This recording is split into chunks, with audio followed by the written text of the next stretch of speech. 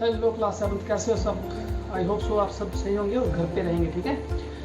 So video को शुरू करने से पहले मैं आप लोगों से रिक्वेस्ट करूंगा कि इस वीडियो को पूरा देखें और एंड तक देखें ताकि आपको अच्छे से समझ आए। 5 या 10 मिनट का वीडियो है, हार्डली आपने 5 या 10 मिनट देने हैं। 35 मिनट्स की क्लास होती है, तो मुझे नहीं लगता कि 35 मिनट्स की क्लास से 5 या 10 मिनट जो ज़्यादा है। तो बेटा इसको पूरा देखा करो और एंड तक देखा करो ताकि आपको अच्छे से समझ आए, क्योंकि वीडियो बनाने के लिए बहुत मेहनत लगती है और इसके लिए टाइम भी चाहिए होता है। कोशिश करता हूँ मैं आप लोगों की ताकि अच्छे से समझा सकूँ, और कहीं नहीं पता चलता तो आप मुझे, मैंने बोला कि कॉन्टैक्ट कर लिया करो, पूछ लिया करो। और चलो टाइम वेस्ट नहीं करते हैं, मूव करते हैं वीडियो की तरफ। So hello class 7th, this is the second part of lesson number 2, and in the previous part we studied about the nutrition in animals.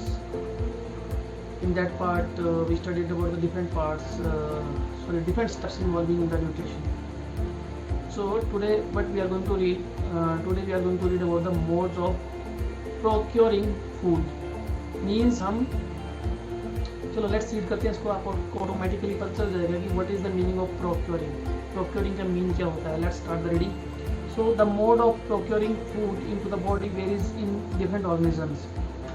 Each organism has some special structures to procure food. So the mode of procuring food means procuring क्या होता है? Procure होता है भोजन को प्राप्त करना.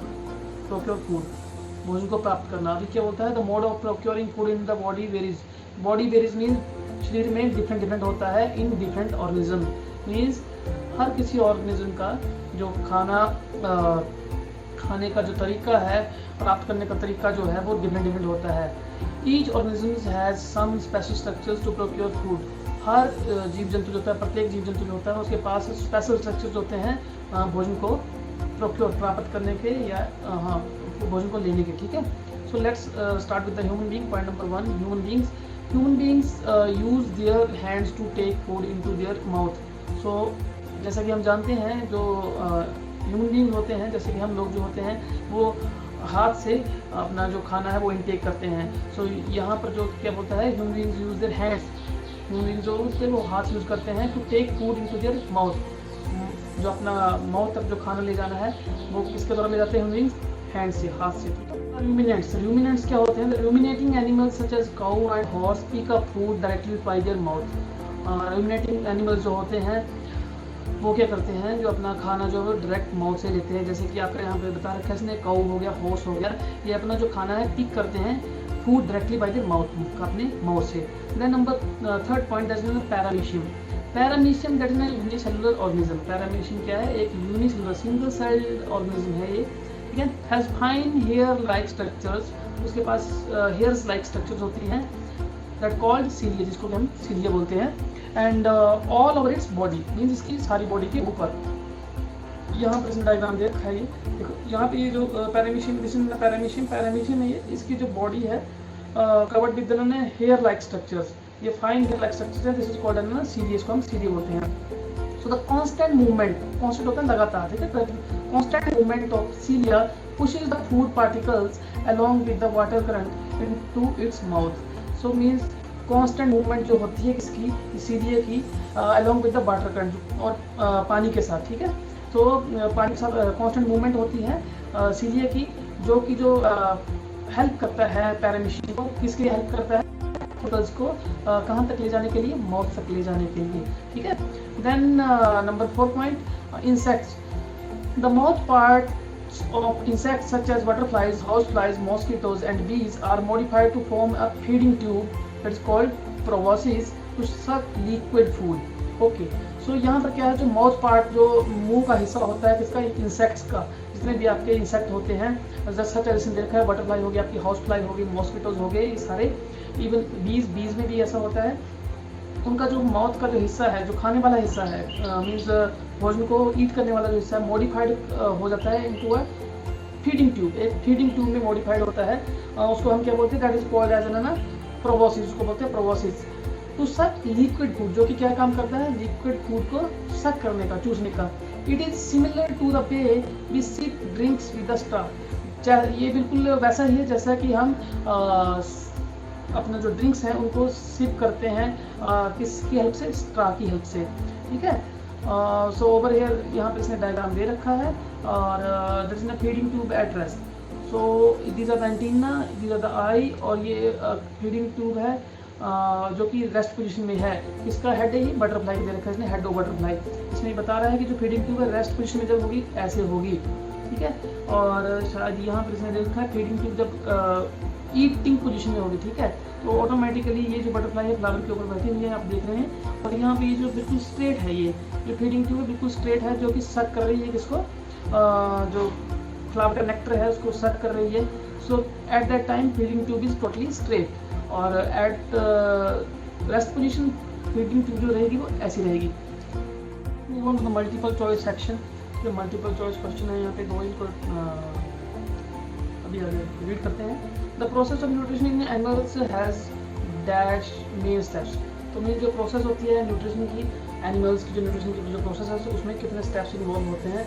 ये जो आपका क्वेश्चन है जो हमने पार्ट 1 किया था उससे रिलेटेड है ये। तो अगर आपने पार्ट 1 ध्यान से सुना होगा और देखा होगा तो उसमें आपको ऑटोमेटिकली क्लियर हो जाएगा। द राइट आंसर इज 5, हमारे पास 5 स्टेप्स थे। Number 2, the process by which food is taken inside the body is called. ऐसी कौन सी प्रक्रिया है जिसमें मीन जो है food is taken inside the body, mean food जो हो बॉडी के अंदर लिया जाता है, taken inside the body. Number 1 A is assimilation, D absorption, C digestion and D is ingestion. So the right answer is over है। ये again जो क्वेश्चन आपका जो प्रीवियस पार्ट है उससे रिलेटेड है। सो यहाँ पर जो आंसर रहेगा दैट इज ना इंजेशन। जो इंजेक्शन के थ्रू है मीन्स आप फर्स्ट ऑफ ऑल इंजेस्ट करते हैं फूड को, फिर वो आपका डाइजेस्ट होता है, डाइजेस्ट होने के बाद वो फिर एसिमुलेट होता है, डाइजेस्ट होने के बाद वो एब्जॉर्प्शन होता है उसका, एब्जॉर्प्शन होने के बाद फिर एसिमुलेशन होता है एंड देन एसिमुलेशन के बाद उसका इंजेक्शन हो जाता है, ठीक है। These are the 5 steps. So let's start with the nutrition in humans. Nutrition in humans से स्टार्ट करते हैं। That is we take in food through the mouth. तो हम खाना कैसे लेते हैं, माउथ से, टेक इन माउथ से लेते हैं, अंदर लेते हैं, डाइजेस्ट करते हैं, उसको डाइजेस्ट करते हैं, देन यूटिलाइज उसको यूज़ करते हैं। मीन्स उसकी जो एनर्जी होती है खाने की हम उसको यूटिलाइज करते हैं to the different activities. The undigested parts of the food are expelled from the body. जो अनडाइजेस्टेड पार्ट होता है खाने का वो हम अपनी बॉडी से बाहर निकाल देते हैं। The food passes through a long muscular canal called alimentary canal और डाइजेस्टिव ट्रैक्ट। फूड कहाँ पास हो जाता है, एक लॉन्ग मस्कुलर कैनाल होती है हमारी बॉडी में, उसको हम एलिमेंट्री कैनाल भी बोलते हैं और डाइजेस्टिव ट्रैक्ट भी बोलते हैं, ठीक है। वहाँ पे पास हो जाता है, वो पास थ्रू होता है उसमें से। The alimentary canal begins at the buccal cavity. कहाँ से शुरू हो जाती है, आपकी बक्कल कैविटी, ठीक है। आपके जो बक्कल कैविटी माउथ के अंदर वहीं से शुरू हो जाती है और एंड एट द एनस, और कहाँ खत्म होती है, जाके एनस पे खत्म होती है। Okay, the alimentary canal consist of the following organs. अभी ये लंबी सी जो ट्यूब है, कैनाल जो है ये, इसके डिफरेंट मीन्स ऑर्गन्स होते हैं, ठीक है। डिफरेंट इसमें आपके स्टेप्स होंगे, उसी के थ्रू जो खाना आपका होगा पास होगा और फिर पास होते होते वो लास्ट में एक्सपेल हो जाएगा आपकी बॉडी से। So let's read about the organs. जो ऑर्गन्स उनके बारे में रीड करते हैं। 1 इज योर बक्कल कैविटी और ओरल कैविटी, उसको हम बक्कल कैविटी बोलते हैं और ओरल कैविटी बोलते हैं। नंबर 2 क्या आएगा, ऑइसोफेगस और फूड पाइप, ठीक है। नंबर 2 क्या आएगा, ऑइसोफेगस और food pipe. Number 3 stomach. Number 4 small intestine. Number 5 large intestine and ending at the rectum, जो कि रेक्टम पे जाके खत्म होगा। एंड लास्ट इज ना anus. So these are the 6 organs which are involve in the alimentary canal, जो कि आपके एलिमेंट्री कैनाल है उनको मिल के बनी है, ठीक है। ये सारे मिला के क्या बनाते हैं, alimentary canals. So the inner walls of the stomach, small intestine and the various glands such as salivary glands, liver and pancreas secrete digestive juices. Okay.